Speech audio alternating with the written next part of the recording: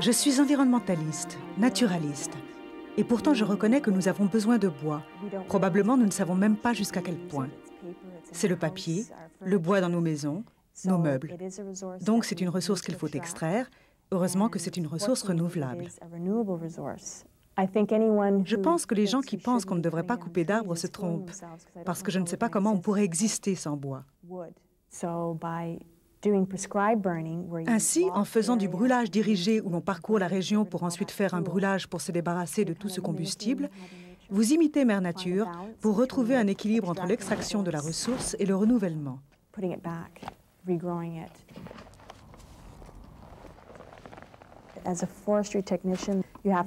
Comme technicien en foresterie, il faut décider où faire la coupe, comment y aller. Ainsi, il faut construire des routes et ça peut faire partie de votre travail. En gros, on peut diviser le travail de technicien en deux aspects, l'ingénierie et la sylviculture. La différence entre un forestier et un technologue en foresterie commence par le niveau de scolarité.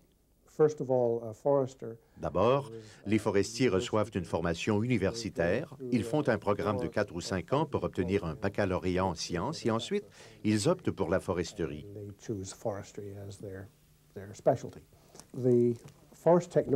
Le technologue en foresterie fait un programme de 2 ans et l'accent y est mis sur l'application pratique de la foresterie où il va sur place pour accumuler les informations pour que le forestier y développe des projets.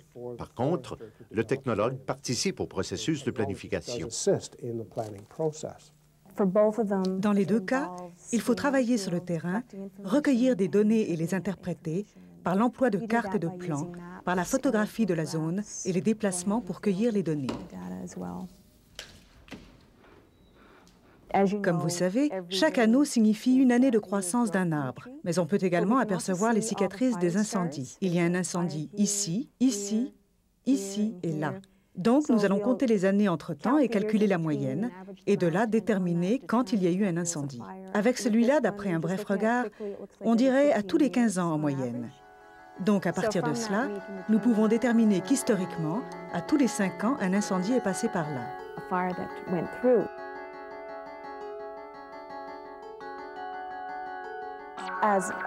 Comme technicienne, je m'intéresse au brûlage dirigé. C'est un outil de gestion applicable en foresterie.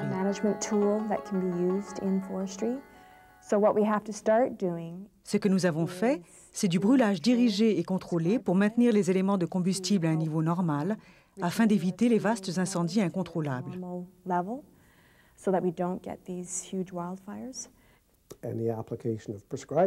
En appliquant le brûlage dirigé, nous tentons non seulement de rétablir l'équilibre historique au sein des écosystèmes, mais de donner à ces écosystèmes la capacité de produire ce qu'ils en sont capables.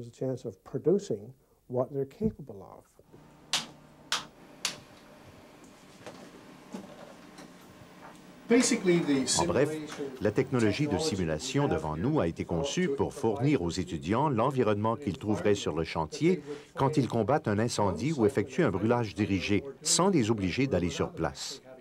Cette méthode permet à l'étudiant de voir toute l'activité qui accompagne chaque étape de lutte contre les incendies. L'idée de la simulation est de la rendre aussi réaliste que possible.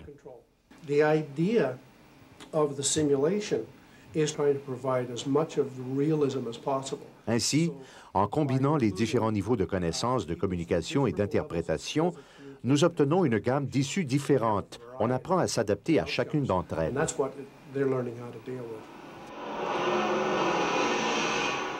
Le programme en technologie forestière vise à fournir un solide bagage en compétences forestières de base ou de débutants.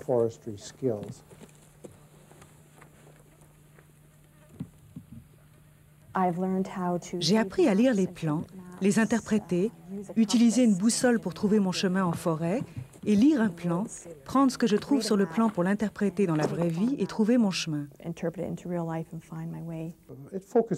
Il met l'accent sur l'aspect pratique de la foresterie. Tout, de la sylviculture à l'exploitation forestière, la gestion des incendies et l'écologie forestière. J'ai beaucoup appris sur l'environnement, les écosystèmes, la faune, la santé forestière, les maladies, les différentes infestations, les insectes.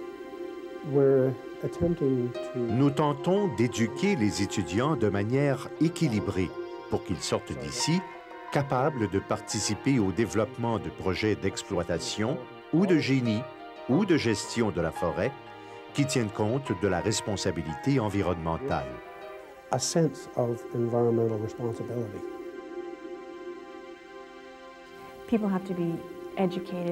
Il faut éduquer les gens.